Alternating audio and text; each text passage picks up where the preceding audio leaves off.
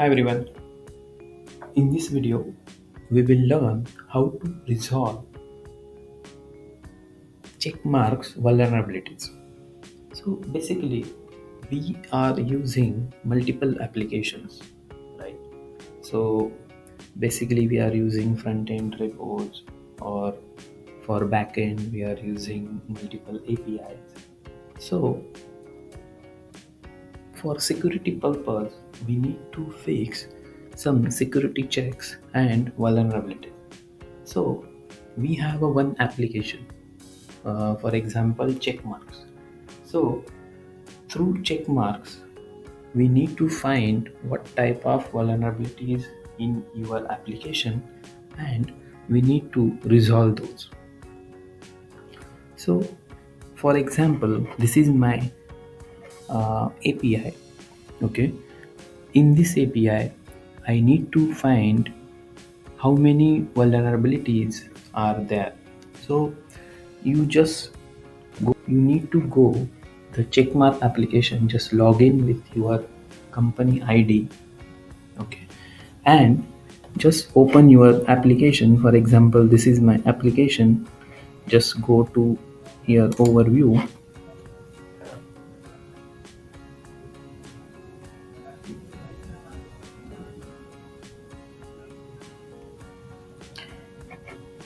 So here, this is my application.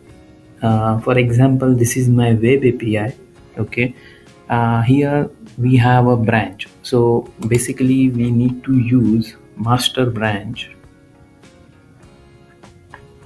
So I'm just selecting master branch because all codes are merged into the master branch. So based on the master branch, whatever code, latest code is merged into the master branch. Based on that, we need to find out how many vulnerabilities we have currently. So if you see, as of now, I have 459 vulnerabilities total count. So the count is divided into critical, high, medium, low, and info.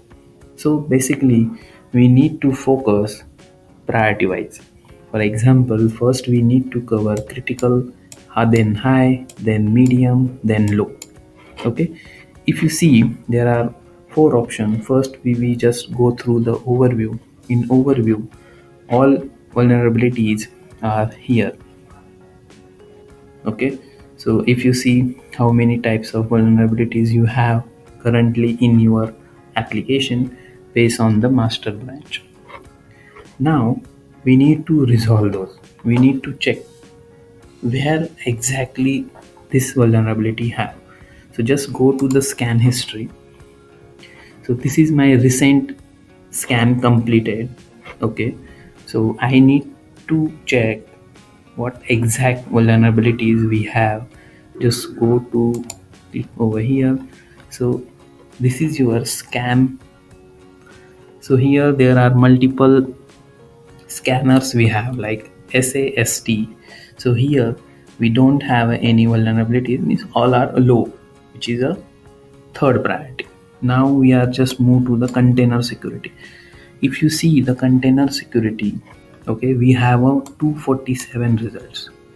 So here 10 is a critical, 7.6 is a high, 1.36 is a medium, and low is a 25.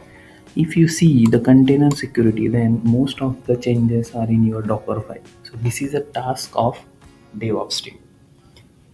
So if you have a container security vulnerabilities, then you just create a DevOps ticket and just ask to DevOps team, like, please resolve this container security vulnerability, and just try to resolve them.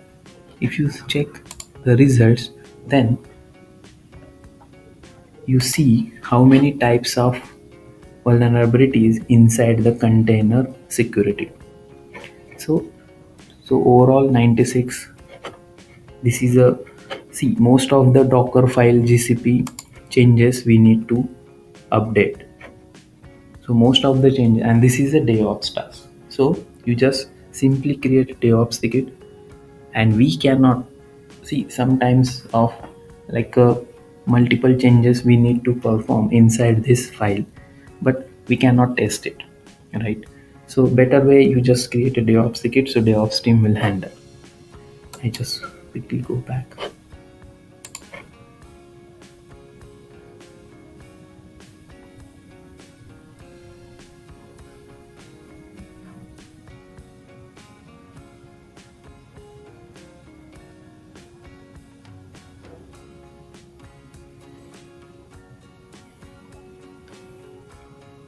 Okay, so I just quick.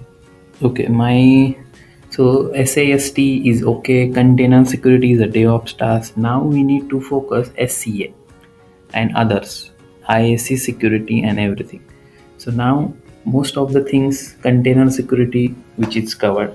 Now we just move to the SCA. Just open the result. We have total two. One is high and one is a medium. So just open the result. What we need to check. Okay, so all packages are 84. Here we have a four parts like direct third party, transitive third party, private, and SAS providers. So we just go one by one. Direct third party, if here means this is a low priority and we are not focusing right now, and company also prioritize first critical, then high, and then medium. So here we are not see any color, then it's a low priority, just keep it as it now. Next is a transitive third party. So in transitive third party, this is a medium one and we need to check. So here basically what happened, how we resolve this. So most of the this is a version base. Okay, I recently just resolved one front end repo. So in that repo, we need to resolve all updated version, right? So most of it package.json we need to upgrade Node.js version and some packages. So here in this checkmarks application tool, if you see one by one like direct third party or transitive third party, then just simply over this, like means how we resolve this, just into the application.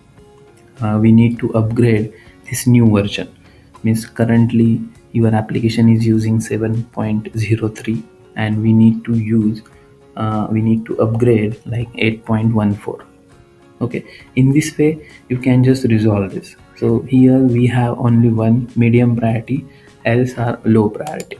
Okay, next thing, just minimize this. Private we have nothing else. Okay, just minimize this, and other is just SAST provider. So here we also have a one high.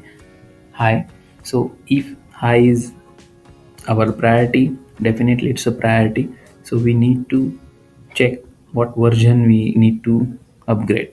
So here one is a like npgsql. Okay, this is a manifest version, and if you over the new version we need to upgrade like 7. Now currently we are using 7.02 and we need to upgrade like 9.0.4. Okay, and suppose if you just click over there, how we resolve this, we just quickly check. If you see, now we need to upgrade our version like npgsql 7.0. If you see this is a version is outdated, your version is a 7.2, and now you need to upgrade newest version like 9.0.4. So where we need to, what is the path? Okay, so this is your path. We need to upgrade npgsql entity framework PostgreSQL. See, this is my system web API. Okay, and in this system web API we are just connecting our database, PostgreSQL database. So that SQL we need to upgrade. Okay, so you just check your config file and just install the framework. Okay, just upgrade your framework. So in this way you can just solve the uh, checkmarks vulnerabilities. Okay, similar way in front end repos also you can just go through direct third party. Most of the changes in package.json And sometimes if you upgrade the version, then some test cases are chances to fail, so we need to resolve those. And you can just use Copilot step by step. So this is very helpful. I just resolved using the Copilot, with the help of Copilot. So this is a better way. And in this API, if you have a container scans, then most of the container vulnerabilities, then you can just create a DevOps ticket and just assign them.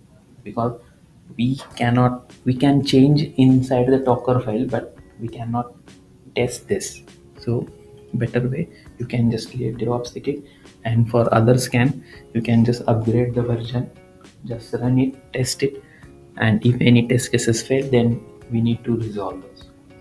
Nothing else. So checkmarks means to resolve the checkmarks vulnerability is a very easy step, and you can just fix all those security points or security checks, whatever we have, you can resolve in this way. Okay, I hope you understand everything, and if any, just let us know through comments. Okay, thank you guys. Bye.